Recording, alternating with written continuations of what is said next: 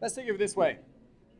When I taught you so far 13C, I broke it up into two areas. You are learning, one, the type of data that you're dealing with was one discrete versus continuous, right? So you got discrete versus continuous.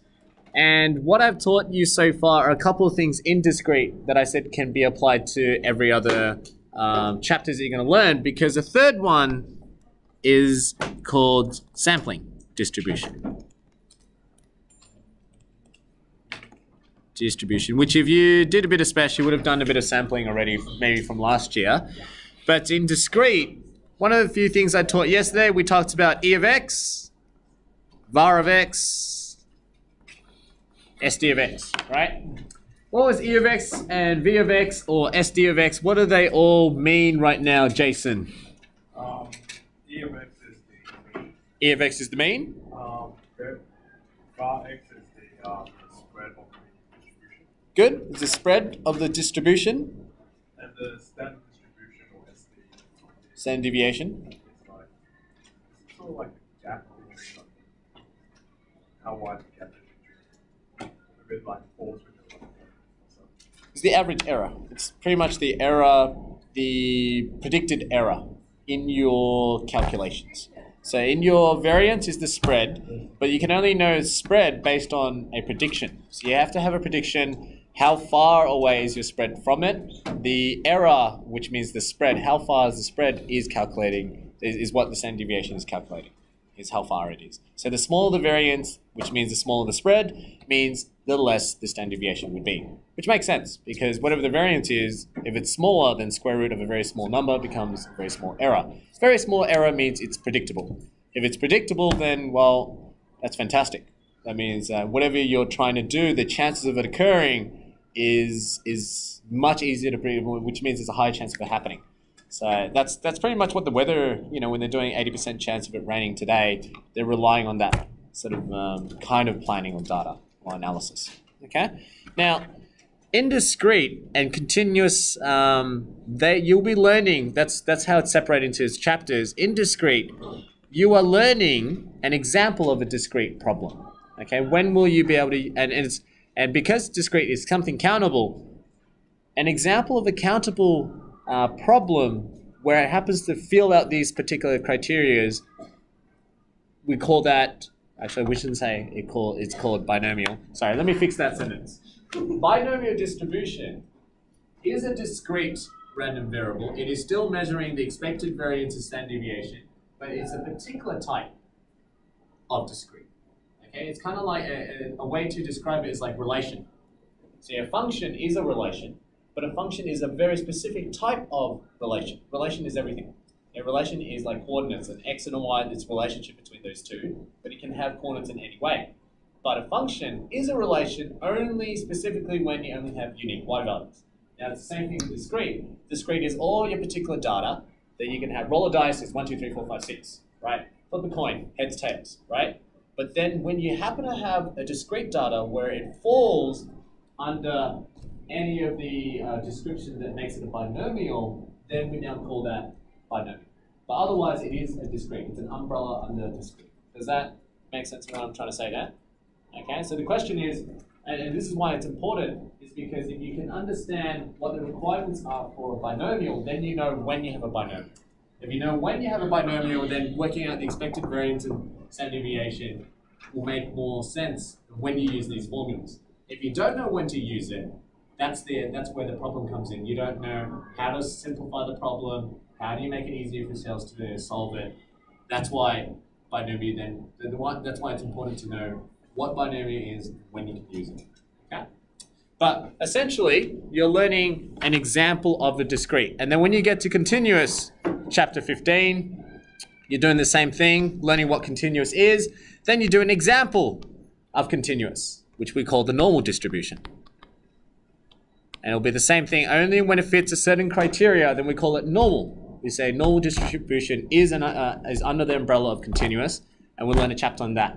And then you move to sampling. Sampling is a totally separate issue from, it can be either discrete or continuous, but it's more about, well, how's the technique different to binomial and normal. Okay? And so once you can differentiate the three categories, then when you're doing the questions, you know which ones to use. You can decipher which one of the techniques you should use based on certain keywords. Yeah? And remember I said the hardest part of probability was defining the X, because that will determine which one of the techniques you're going to use. Okay? Now, today, binomial. Binomial distribution. It is an example of a discrete random variable, okay? But when do you know when you could use binomial? It's when bi means two.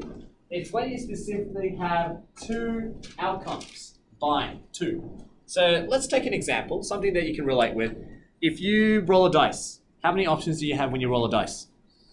6. You get 1, 2, yeah, it depends. A regular dice. Then you would have 1, 2, 3, 4, 5, 6. 6-sided dice, you would have 6 options, right? So now, when I said X, which represents what you're looking for, if I said, what's the chances of getting a 6 when I roll a dice? You would say it's 1 out of 6. But here's the difference in my questioning that makes it binomial. If I said I rolled the dice 3 times, what's the chances of me getting 2 6s? Or 1 6s? Or 3 6s? Now I can change the perception. How do I change this perception? It's because I either get a 6 or I don't. Because my focus, the X variable that I'm really defining right now is, do I get a 6 or don't I get a 6? Kind of like what we did yesterday, where I mentioned about winning. So is it getting the same or is it not the same? Yeah? Whereas if I just asked you what's the chance of getting a 6, then it doesn't matter. You're not focused on getting a 6, you're just focused on getting a number. So that's why it's 1, 2, 3, 4, 5, or 6. So you have 6 options. And then that's why they're all discrete. Both of them are discrete, but it's only specific when you change the type of questioning, how you ask the question. If you can change the question where I focus only on an outcome, do I get it or don't I? Do I win or don't I win? Did I win the lottery ticket or did I win the lottery ticket? Did it rain or did it not rain? As soon as you can change the problem to having one or not the other, it is now binomial. And most of the time you'll find that, how do you know it's binomial? It's when the number of trials, the number of times it occurs is many times. So for example, if I rolled a dice and I said 10 times, if I said I rolled the dice 10 times and I'm asking, what's the chances of me getting 6 tails or more? Okay, so what you don't want to do right now is you don't want to do 6 tree die, like 6 branches, you're like 1, 2, 3, 4, 5, 6, 1, 2, 3, 4, 5, 6, 1, 2, 3, 4, 5, 6 for 10 rolls, and then calculate or look at all the outcomes and say, how many of those were 6 or more? Because that is the way to do it, but that would have taken ages to do, right? Now, what you can say now is because you're looking for getting a 6, or how many 6s you get, you can focus on it's either a 6 or not a 6, and we have a technique for it.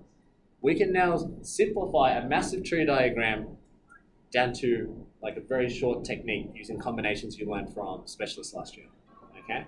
And it simplifies the problem down. But that's how you tell the difference. One's discrete, but then how did I change it to binomial is the questioning technique. As soon as I define getting it and not getting it, that's when you can use binomial, okay? So, now, the examples are heads and tails when you flip a coin. That you can actually use any of the examples we did before with heads and tails. They're flipping a coin 3 times. This is a great example of using binomial to solve our problems, yeah? Now, okay. Success and failure. Now, the questions might ask you a couple of things here, and I'm just going to put out 3 things just so you can write down as a note. Binomial distribution relies on the fact that it's a Bernoulli sequence. Okay. What is a Bernoulli sequence? Bernoulli sequence is the name used to describe a sequence where it was repeated in trials. So that was the example of where I said roll a dice 10 times. Flip a coin 3 times. Draw from a box of chocolates 10 times to get white chocolates or dark chocolates. Okay, so it's like getting white, I don't get white. Get dark chocolates, I don't. But the number of trials I do, okay, that's a Bernoulli sequence there. Now, Bernoulli sequence will have to follow these 3 properties. First property, each trial, every time I roll a dice, okay, it has only 2 outcomes. I either get it or I don't. I get a 6 or I don't. Yes, it only has 2 outcomes. Number 2, property of number 2 is that for every trial that you do, it is the same. So every time I roll a dice, I'm going to throw it in the same way. The chance of getting something exactly the same is not dependent, it's all independent, right? Which makes then the third point, it has to be independent. So not only are the trials all the same, but they all have to be independent of one another. Okay, so that's why if you think of flipping a coin, it's the greatest example of what a Bernoulli sequence is. You can flip it as many times as you want. The chance of getting heads or tails never gets affected by the other, so it's independent. And every time you flip a coin, it's the same way as you flipped the coin before. Okay, so the trials have to be the same. There has to only be 2 outcomes. And it has to be independent of one another. That's what makes it a Bernoulli sequence. If it's a Bernoulli sequence, you can now distribute it binomial. How do we feel with that? Cool? And that's important to know because when you're going to decipher when is it binomial, these are the things you're looking for. They'll tell you if it's independent. They won't tell you if it's 2 outcomes. You're going to have to figure that out yourself. And then the third one is whether it's consistent. And those are generally the hints. They'll say, you know, like, person walked the dog 10 out of 10 days. What's the chances of, you know, them walking the dog 3 out of the 10 days? So that's a great example because 10 days means that they've walked 1 day, 2 days, 3 days, 4 days. It's the same number of walks. The question is, did they walk or did they not walk? That's a classic example of a binomial problem. Okay, so these are the 3 things to look for to know if it's binomial. Okay, now before we get to the formula and knowing how to use it, I'm going to use what you already know from year 7 all the way up until year 11 to calculate a problem, and I'm going to show you how binomial is a technique that makes it easier. Okay, here we go. Imagine I'm rolling a dice. Okay, let's say we're looking at how many 3s we get in our trials. Okay, so I'm focused on my X variable in terms of my data. I'm focused on getting a 3. Either I get a 3 or I don't get a 3. Okay, now if I roll the dice 3 times, okay, so I roll it 3 times, list out our sample space or our outcomes. What you would have, wait, that doesn't make sense, rolling a dice. Yeah. Rolling a dice, T is for getting the 3, and N is not getting the 3. Okay, so if I roll it 3 times, you can either get 3, 3, 3. So you got it, you got it, you got it, you got it, you got it, you did it, you got it, you did it, you got it. Yeah? Now I'm listing out all the possibilities of what my options are because it's a 2 by 2, yeah? It's 2, 2, 2. It's not 6, 6, 6 because I'm not interested in the other outcomes. I'm interested in either getting, do I get a 3 on the first one? Did I get 3 on the second go? And did I get 3 on my third go? Okay, so that's why there are only 3 by 3, which is 2 by 2 by 2, makes it 8 options in total. Okay, so I've got 8 options there. Now, if I asked you to find the chances of getting 2 T's or getting 3 T's, okay, if I let X or T be the event of getting it, then this is what I'm focusing now. X is the most important part, is what am I defining as X? Chance of getting a 3. Here, I get all 3 3s. I get only 2 of the 3s. But there's a lot of ways to get 2 of the 3s. I could have got a 3, got a 3, didn't get a 3. Got a 3, didn't get a 3, get a 3. Didn't get a 3, get a 3, get a 3. Yeah? There are 3 ways of getting 2 3s. And then there are 3 ways of getting 1 3. And then there are 0, or technically, this is when I've only got 1 way of getting no 3s. Okay, so there's only 1 way here of getting no 3s. Now if I asked you how to find the chances of, let's say, getting this one, what you would have done naturally, if you drew a tree diagram, you would have said chance of getting a 3, chance of not getting a 3, chance of getting 3, chance of not getting a 3, chance of getting a 3, chance of not getting a 3. If you wanted to find getting a 3, getting a 3, getting a 3, what would you have to do? What's the chance of getting a 3 if you roll a dice? Say it again? Cube 1 6, because really, chance of getting a 3 is 1 6. Chance of not getting a 3, 5 6. Then you go to the next one, chance is still 1 6, because remember, they're independent. Every time you roll them, every time you do it, it's the same. Chances of getting a 3 is still 1 6, 1 6. If I asked you to find T, T, T, what you would have done is you would have said 1 6 times 1 6 times 1 6, which ends up being 1 6 cubed. True? Now I'm going to do exactly the same. I'm going to show you all the working solution for every one of these. And I want you to see there's going to be a pattern here. Okay, and your goal is to see if you can pick up this pattern, because whatever that pattern is what binomial distribution formula is. Okay, so you can do it the long way, doing it with this tree diagram, or you can pick up a pattern and use this formula, which is what the exercise is about. Okay, so here we go. Let's have a look. I'm going to just delete all that. This is what we did. I drew think about the tree diagram. Getting 3s is 1 6 1 6 1 6. to get a 3, 1, 6, 1, 6, and not get a 3 is 5, 6. Okay? So I got 1, 6 times 1, 6 times 5, 6. 1, 6 times 5, 6 times 1, 6. There's 3 of them. Okay? Now, if I were to write them in a simpler form, I'm going to write this out, and I want you to look at each one, okay? See if you pick up a pattern.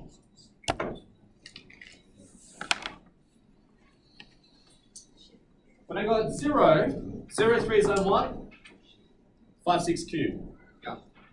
When I've got 3 of the 3's I want, I get 1, 6 cubed. Now let's think, where did the 1, 6 come from? Chance of getting what you want, you got 3 of them, so it's to the power of 3. Chance of getting what you don't want, which is the 0 part, to the power of 3. Okay, now let's look in between. When I said I wanted 2 of these x's, which is what I want, which is getting a 3, chance of getting a 3 was 1, 6. I get 2 of them to the power of 2. Chance of me not getting what I want, I mean 1 of the 1, 6. Okay? Same thing with this one. When I said I only want 1 of these 3's, but then the other 2 might not be what I want. So I only get 1 of these 6, but then 5, 6 squared. Can we see that pattern there? Okay? So the pattern here all makes sense. Like what I want, cubed, because I only had 3 trials. If I had 4 trials, it would be 1, 6 to the power of 4. If I had, what I didn't want, and I want 4 of them, then it'll be 5, 6 to the power of 4. If I had 4 trials, right? Anything in between. So these 2 columns here make sense. Let's have a look right now. If we think about it logically, this is the same thing as saying 5, 6 to the power of 0 because I had none of them. This is like saying I've got 1 of them. This is like saying I've got 1 of them. This is like saying I've got none of them. So we agree with that so far. True? So number of trials, just think about it. I've got the chances of what I want, so I'll call it P. P is the chances of what I want. N is the number of trials I'm going to have a go. Let's say Q is the number of trials, the chances of me not getting what I want. Okay, the total number of trials that I want. Sorry, this should be X. Number of trials I want. And this would then be total number of trials I do minus what I don't want. True? Yeah. Okay, so I've got those 2 parts.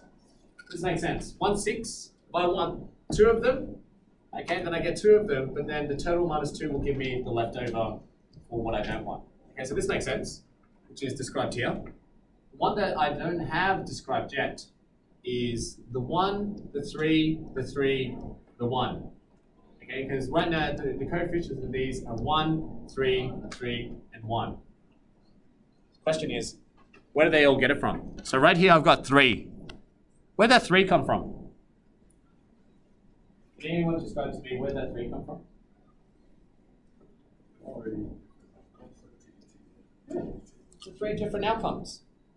Okay, 3 different ways. If you really think about it, how did I get these 3? It was 3 different ways, keyword there, ways, of rearranging 2 t's and 1 n. That's what you're really saying. You're saying, I want 2 t's and 1 n. How many different ways can I rearrange that? Now, if you really think back, all the way back to last year, combinatorics.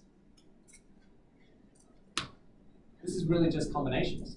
You're just saying, out of 3, I want 2. Choose 2. It's like a team of 3 people, and I want to choose 2 people, a specific 2 people that I want. How many different ways can I do that? So TNT could be here, TNT could be all the way to the back, or TNT could be spread out. But those are the only 3 ways that you can do it.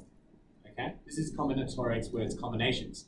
So if you remember combinations from last year, what was the rule for combinations again? Anyone remember? So if I wrote 3, which is the number of trials I have, and I only wanted 2 of them to be 3's, okay? This is the same thing as saying NCR, which in terms of number of trials, 3, CR, which is 2. How do you work this one out again? Is it NCR? Yeah, NCR. 3C2? Anyone remember how to do?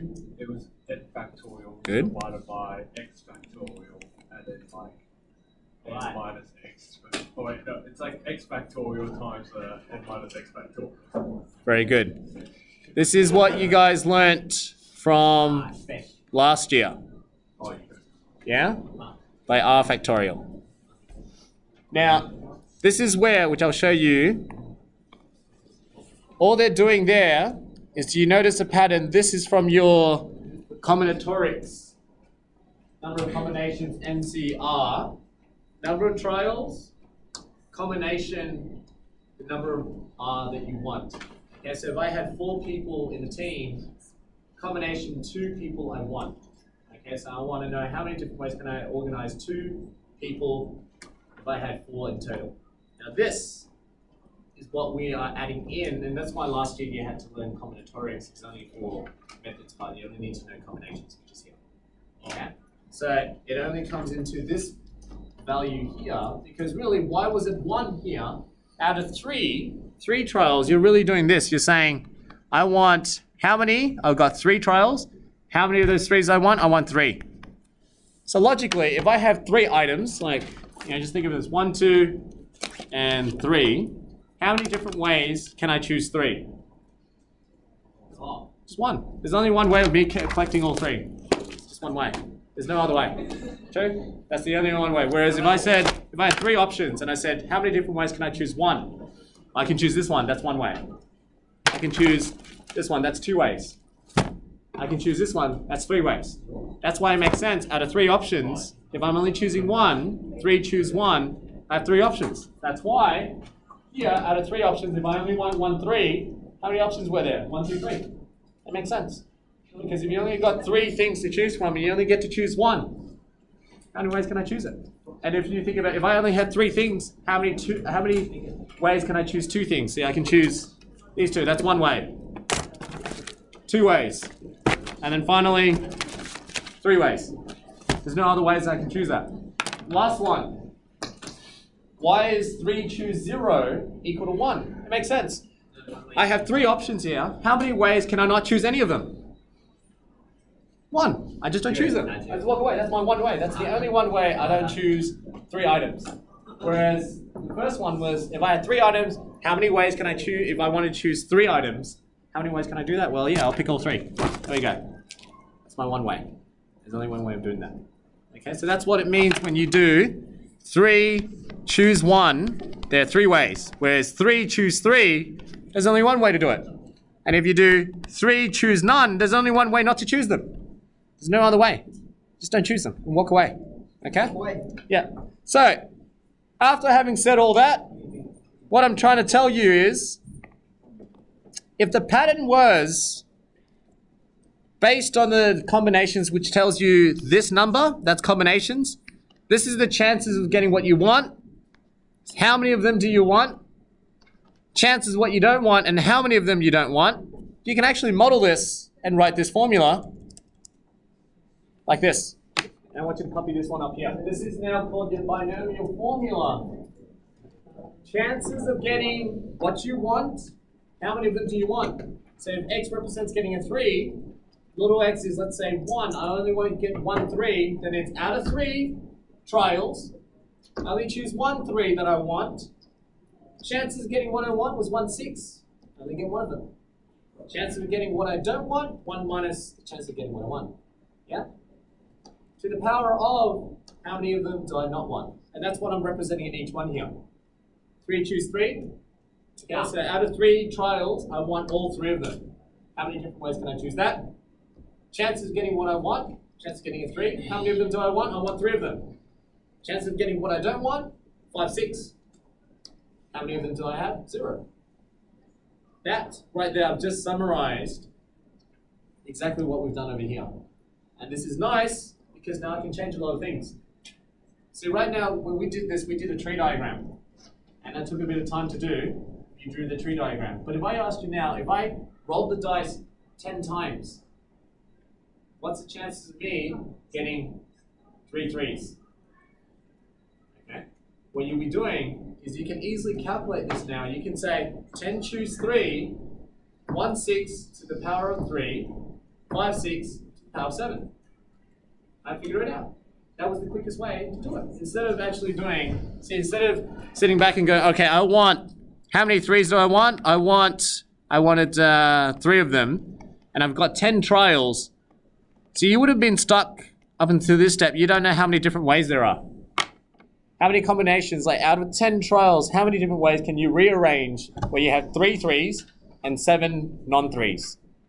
You would have sat there and tried to draw a tree diagram there for ages. It would have taken ages to do. But that's why you learned combinations. Combinations was a short way to calculate the number of ways that you could rearrange 10 items and have 3 that you want. And it calculates the number of ways. Because it didn't matter, as you can see, it didn't matter the number of ways you rearrange it, you just end up timesing the same things.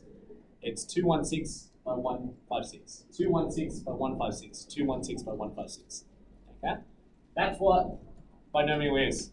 So if you're really tying what I'm teaching this session, okay, this session was about knowing what binomial is. It has to have 2 outcomes, all trials are the same, and they're independent of one another. If that happens, if that's true, you can formulate a discrete problem. This is discrete. That's what you've done in year 7 all the way to 10 now. And we transform that to binomial. But this is only very specific. It had to have 2 outcomes. Every trial had to be the same, and they had to be independent of one another. Does that make sense now? Yeah, so chapter 13, you're just smoothly moving to chapter 14. And now that means there's new expected values, new expected, variance and standard deviation formulas, because now you can work out the probability much quicker. Okay, but that's for the next exercise, 14b. The 14a is that formula just understanding those 2 key concepts, the rule and when to use the rule. Okay, the rule and binomial. That's all I want you to take out of today's lesson. Okay? All right.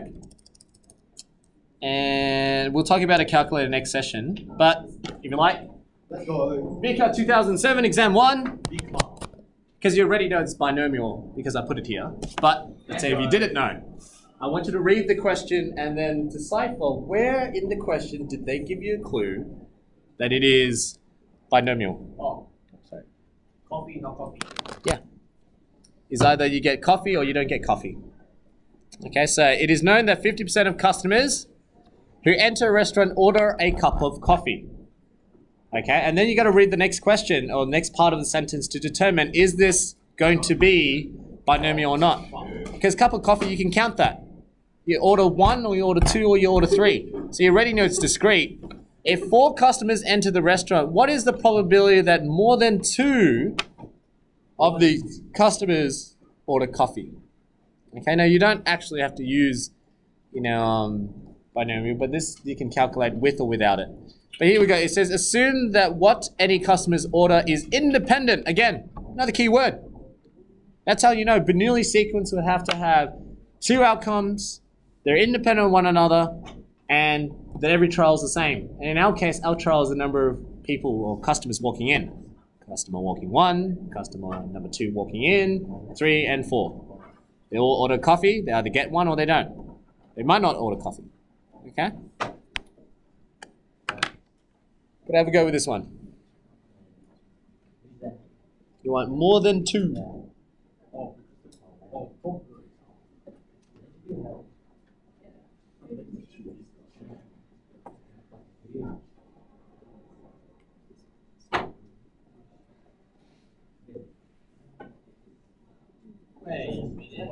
Probability is half. That makes it way too much.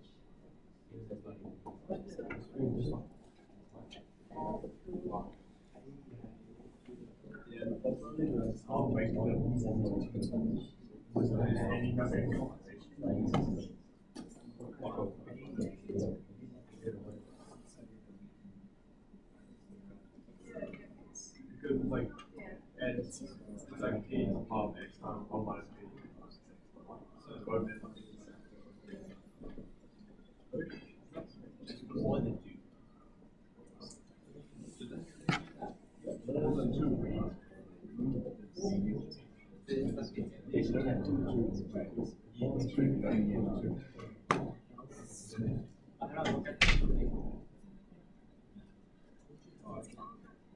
If I did actual minus, okay, so I can do it on hand. Anything like n to the power n. Always easy. It's always like this. It's always this. What the hell is wrong with it?